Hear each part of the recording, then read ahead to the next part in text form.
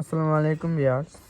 আমি আজকে একটি সাধনা নিয়ে হাজির হয়েছি। সাধনাটি হলো শ্যাম সাধনা। কালী মায়ের আরেকটি রূপের নাম হলো শ্যামা, মা শ্যামার শ্যাম সাধনা।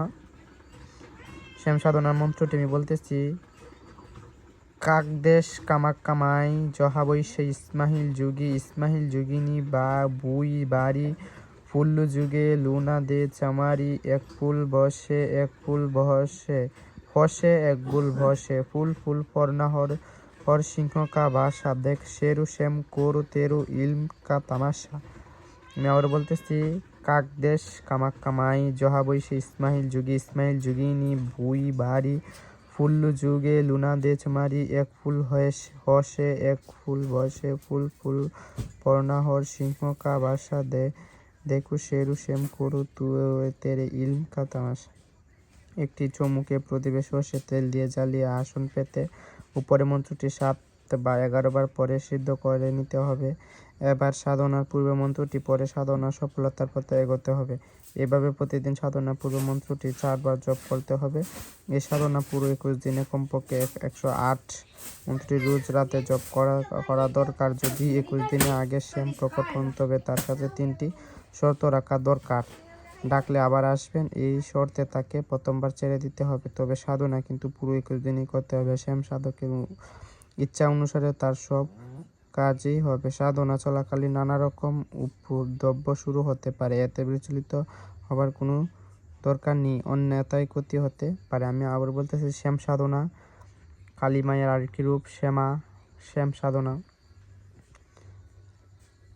কাকদেশ কামাক কামাই জহা বৈশে ইসমাহিল যুগিনী ভুই বাড়ি ফুল্লু চুগে লুনা দে চামারি এক ফুল হসে এক ফুল বসে ফুল ফুল ফরনাহর সিংহ কা ভাষা দেখ শেরু শ্যামা কুরে তেরে ইলম কা তামাশা।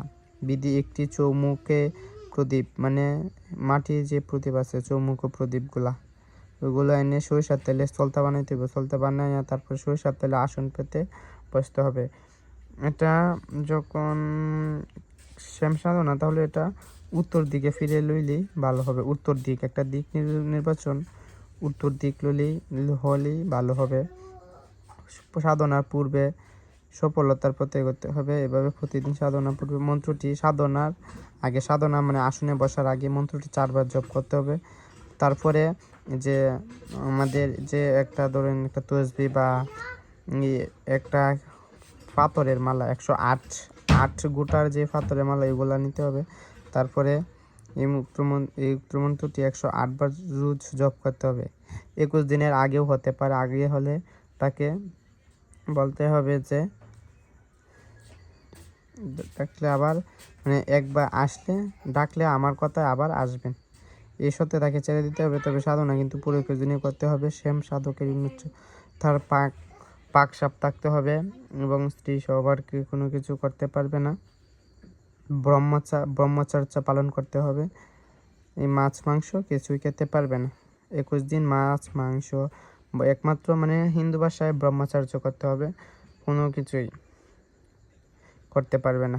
ইনশাল্লাহ কাজ হবে। এটি বহু পরীক্ষিত শ্যাম সাধনা, সবাই যে করতে পারবেন, ইনশাল্লাহ কাজ হবে। আমি আবার বলতেছি, কাকদেশ কামাক কামাই জহা বৈশে ইসমাহিল যুগিনী বুই বাড়ি ফুল যুগে লুনা দে চামারি এক ফুল হসে এক ফুল বসে ফুল ফুল পর্ণাহর সিংহ কা ভাষা দেখে শেরু শ্যাম কোর তেরে ইলম কা তামাশা।